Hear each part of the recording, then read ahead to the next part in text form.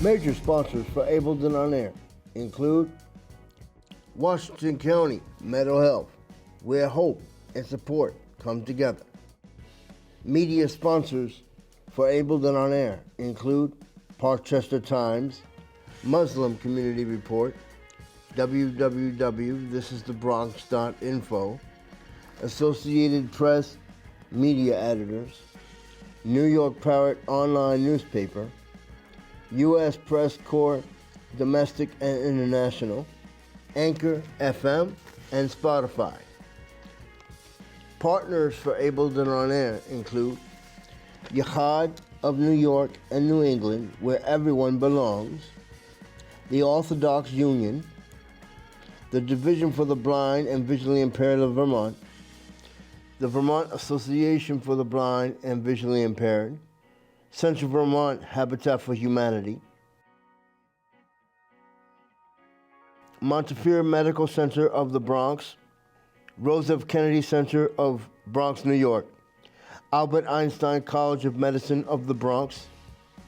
Ableton On Air has been seen in the following publications: Parkchester Times, www.thisisthebronx.com, New York Parrot Online Newspaper, Muslim Community Report, www.h.com, and the Montpelier Bridge. Ableton On Air is part of the following organizations: the National Academy of Television Arts and Sciences, Boston, New England chapter, and the Society of Professional Journalists. Welcome to this edition of Ableton On Air, the one and only program that focuses on the needs, concerns, and achievements of the differently able. I've always been your host, Lawrence Seiler. We would like to wish my wife a speedy recovery in the hospital, who is not here to do the show with us. We would like to thank the Division for the Blind in Vermont, the Association for the Blind in Vermont, and many, many other agencies that are helping to make Ableton On Air what it is today. And I thank you for your partnership and your sponsorship for Ableton On Air, as always. On this show, this is a special show for those who need to learn how to travel. So basically we can call this a travel training topic. Sometimes in America, it's really hard for people with special needs to travel if you are challenged and if you are disabled or special needs, and you have problems traveling trains, buses, planes, so on and so forth. So let's take a look at a video. I found this on YouTube, if everybody's interested in it. It's a special video on how to travel internationally when you are challenged with a disability. So the video is entitled Traveling with a Physical Disability in Japan. So you're talking about overseas. So let's take a look at this special travel training video for persons with challenges and special needs traveling with a physical disability in Japan. Let's take a look at this.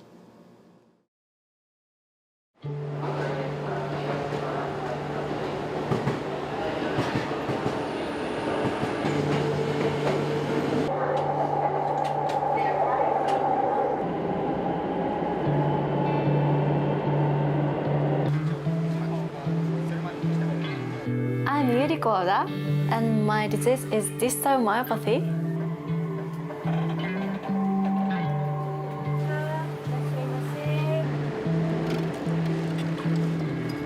My name is Josh Grisdale, and I'm from Canada, and near Toronto originally, and I've lived in Japan for about 8 years now.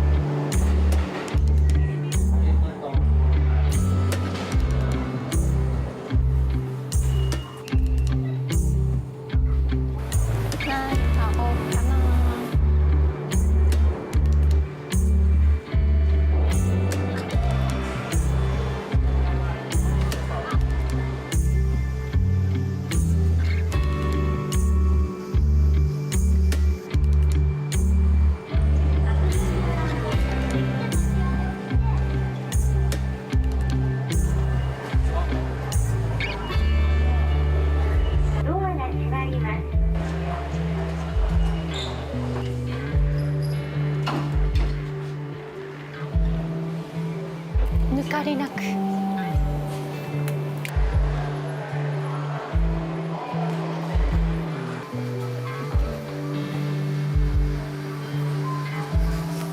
ません。あ、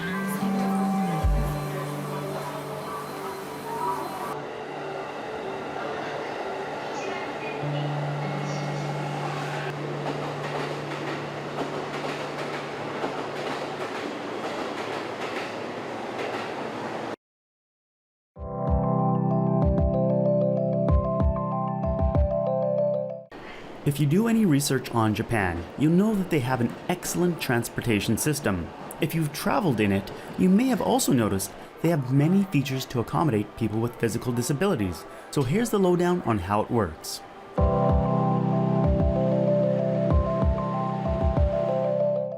It's half price for wheelchair users. Half.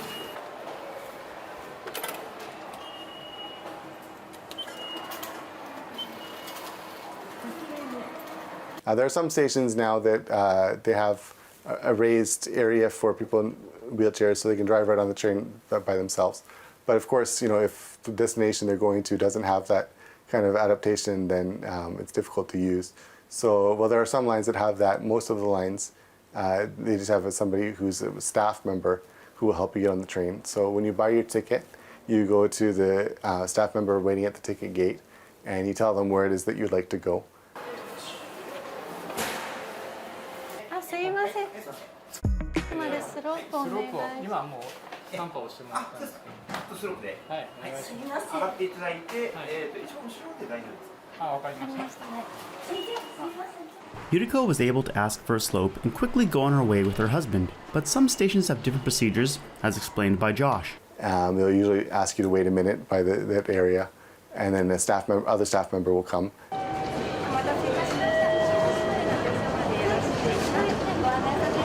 And they'll have a portable ramp with them, and they'll take you to the place in the train, maybe where there's an accessible area to sit in a wheelchair, and they'll put the ramp out and help you get on the train.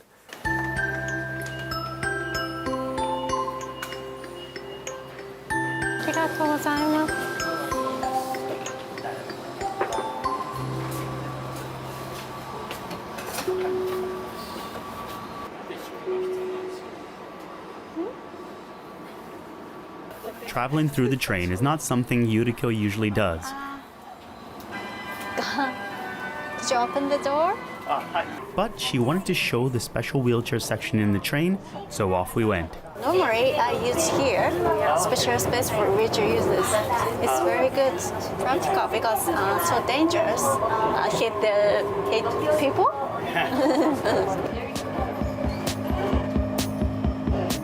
Okay, sorry.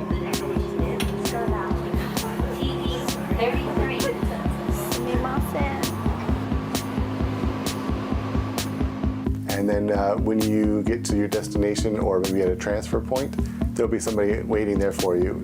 They know exactly what train you are and where you are, and they'll put a ramp down for you, and they'll help you either get at the station or get onto your next train. So it's a great system, I think. I'll get another.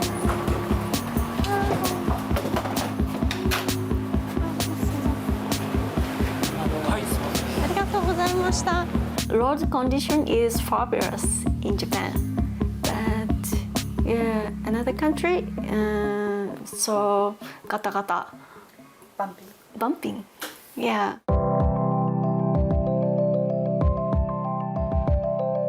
So buses are also quite accessible. There's these buses called non-step, but what happens is you sort of just go to the bus loading area and you sort of make sure you indicate to the driver that you'd like to get on. And then the driver will sort of try to maneuver the bus into a good position, and then he'll get out and unlock a ramp from a special door inside the bus and lay the ramp down for you to get on. Inside the bus, there's two seats that fold up to make way for people in wheelchairs, and they can sit in that area. And then you just tell the bus driver where it is you'd like to get off, and then he'll stop again for you and let you out there. Now, it's not as good as the train, and in the past, actually, the bus drivers weren't very well trained, and sometimes they would maybe not, it's extra work for them, so they wouldn't necessarily want to help people sometimes. But there's been a lot more training put into making sure that doesn't happen happen. And there's also new laws coming into effect recently to prevent discrimination against people with disabilities. So I think that's also helping to make things easier to get around as well.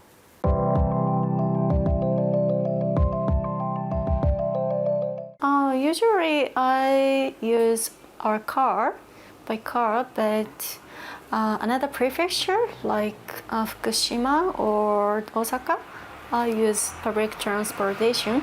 My husband carry me to the car seat, and fold my electric wheelchair and put the trunk, my wheelchair.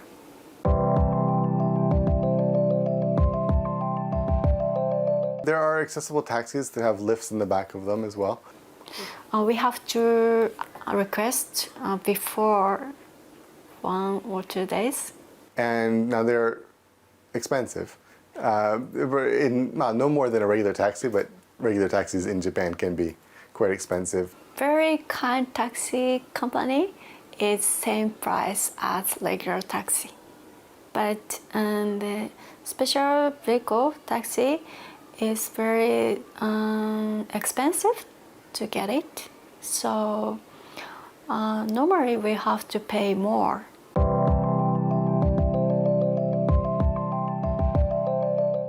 I asked Yuriko and Josh if they planned their commutes to avoid busy travel times, and their answers, well, they were quite different.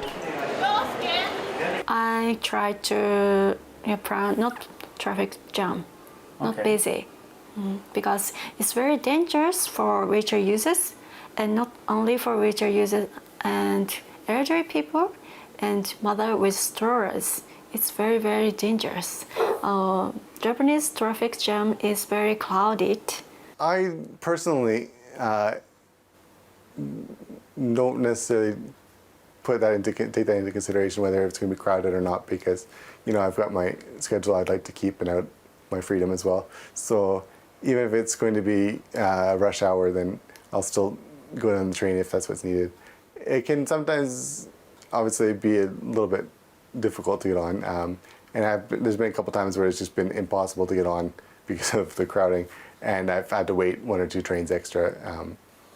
But because there's a space available for people in wheelchairs, people are generally quite considerate and will move out of the way, even though it's rush hour.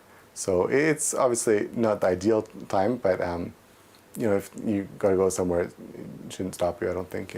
Because of the space created by my wheelchair and the crowding from behind and stuff like that, sometimes people end up leaning over top of me. So it's been some awkward moments where people are quite close, or I've had sweat drip on me or something like that from somebody else. But it makes good stories. So, I understand where both Yuriko and Josh are coming from. If you need to travel somewhere by a certain time, like for work, then go about your business. Don't let your disability stop you. But if you're not pressed for time, you'll be more comfortable, whether you're disabled or not, avoiding the hectic rush hour times.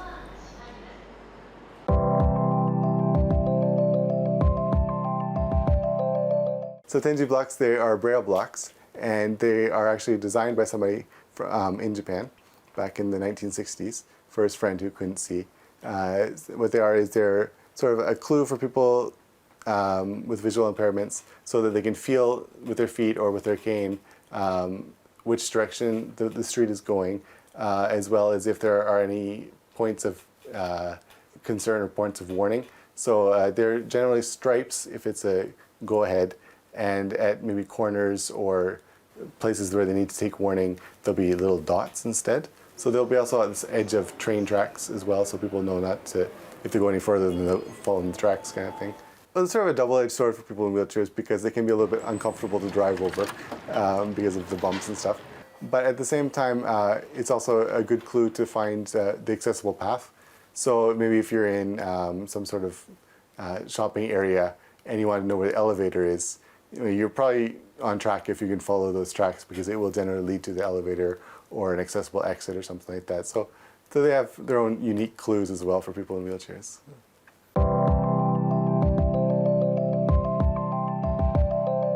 Japanese bathroom for wheelchair users is the most convenient in the world. So I love it. When I go back to Japan, Tokyo, I'm very relieved to use Japanese bathroom. So in addition to the famous washlets and stuff that can clean your behind for you, one other great thing about toilets in Japan is for people with disabilities, they have a thing called the Dare Demo toilet, which are everybody's toilet. 3階にオフトメイトがある。9階はマークがない。オフトメイトはないけど。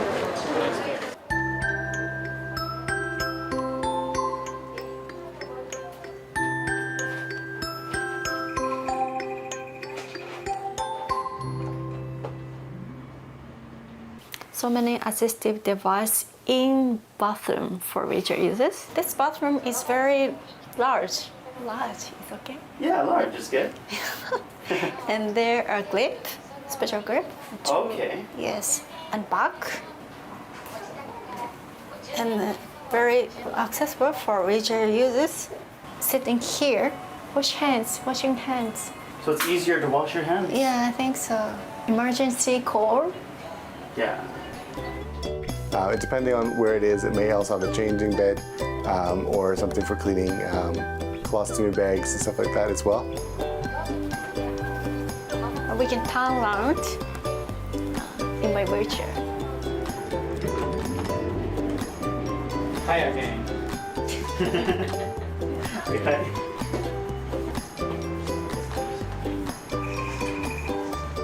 The Japanese Donata demo toilets looked very useful, but I didn't truly understand their significance until it was contrasted against bathrooms in the US. For example, in US, there are bathroom space for wheelchair users, but it's separated in men and women and inside. So for me, it's difficult to go inside with my husband.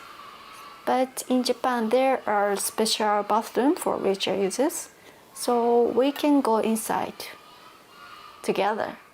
And so instead of the women's toilet and the men's toilet, there's usually one more toilet in between those two. I know in Canada, they would usually have an accessible stall at the back of the toilet, which is maybe often quite narrow and difficult to use. So these are pretty much everywhere in Japan, which is just incredible.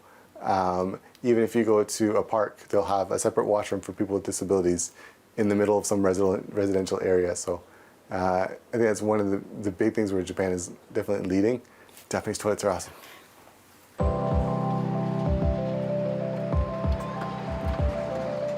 They use the term barrier-free to mean accessibility. But so if you ever look for anything online, so you need to look for something universal design or barrier-free. So it generally incorporates things, mostly physical adaptations, so slopes and elevators and wider doors and everything like that. If there are 3,000 daily passengers, station have to install an elevator. In hotels, it would maybe mean that the bathroom is bigger and that there's a shower chair available.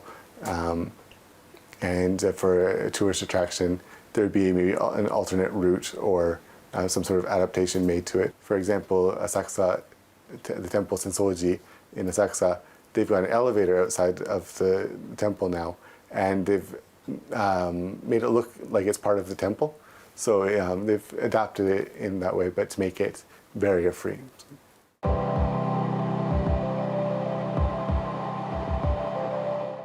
First of all, I would say go for it. It's maybe scary because there's not enough information.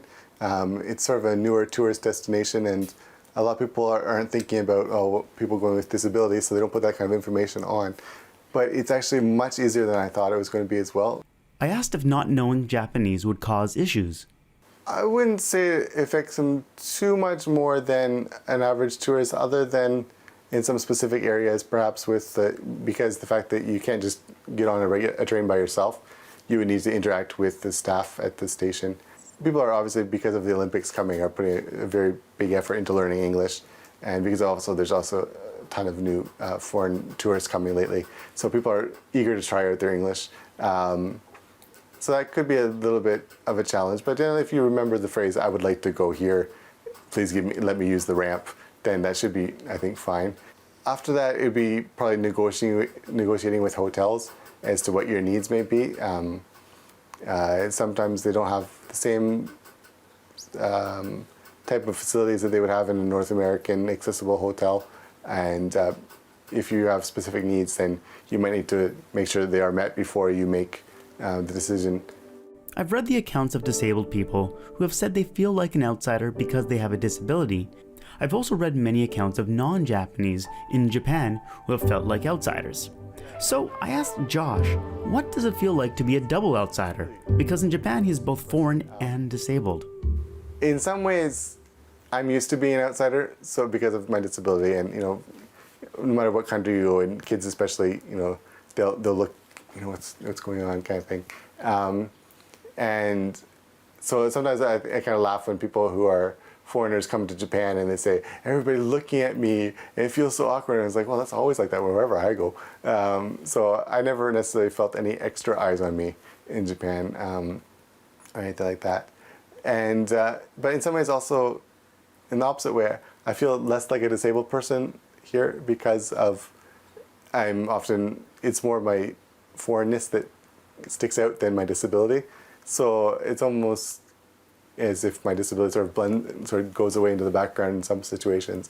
So yeah, I mean, it's in some ways I'm double sticking out, but at the same time, I'm sticking out no more than any other foreigner in a way. So Josh has actually created a site to help English-speaking disabled people navigate Japan. Well, I have a full-time job, but as a hobby, I like to just sort of share about accessibility in Japan through my website, Accessible Japan.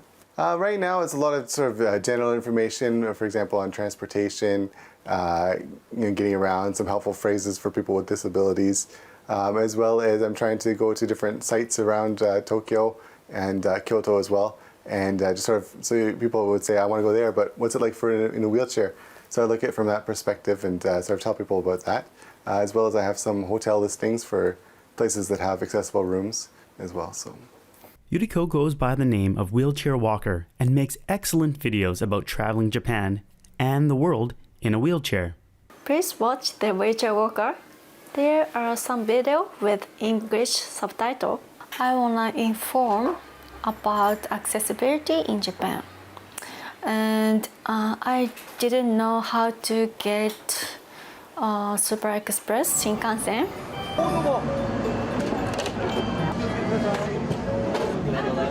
Or board airplane. Or Mandarin picking.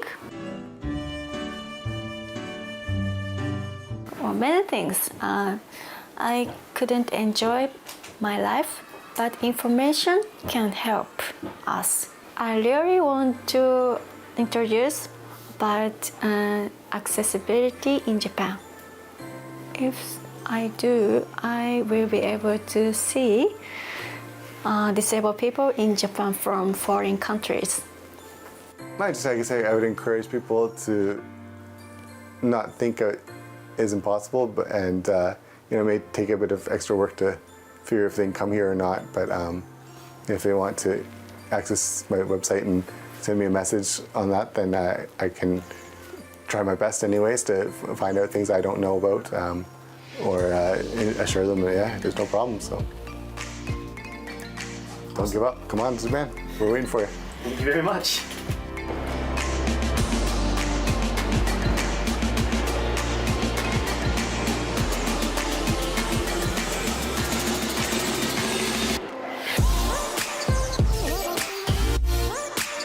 I wanted to give a special shout out to Yuriko and Josh for giving me a peek into their lives. They're so helpful in answering questions, letting me film them, and even giving me some additional footage. Also a special thank you to Agatha, who helped translate. Now there's a part 2, which will talk about living with a disability in Japan. So we'll talk about things like living independently, government assistance, and getting helpers. This video is part of a series of social documentaries about Japan. If you'd like to support them, I've set up a Patreon page where you can do so. Other topics I'll be exploring are homelessness, working, housing, schools, just to name a few.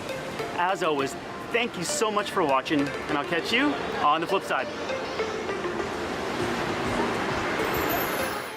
I would like to say, for those that are having problems learning how to travel on your own, please contact, for more information, please contact please contact your local disability agency in Vermont, and they can help you to learn how to travel. But for more information on what you've seen today on Ableton on Air, you can go to www.orcamedia.net.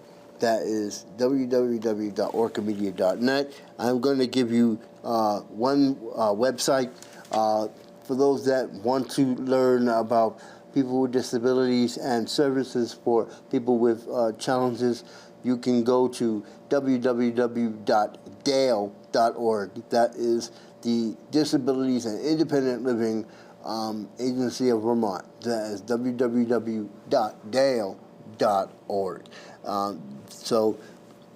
This show is about traveling with a disability in other countries. Again, more information on what you've seen today on this program, you can go to www.orcamedia.net. I'm Lawrence Seiler. Thank you to all our sponsors and partners. I'm Lawrence Seiler. See you next time on the next edition of Ableton on Air.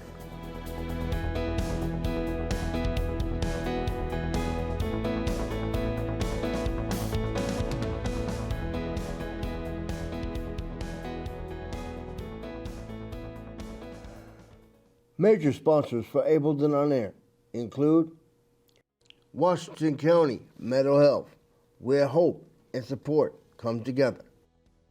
Media sponsors for Ableton on Air include Parkchester Times, Muslim Community Report, www.thisisthebronx.info, Associated Press Media Editors, New York Parrot Online Newspaper, U.S. Press Corps Domestic and International, Anchor FM, and Spotify.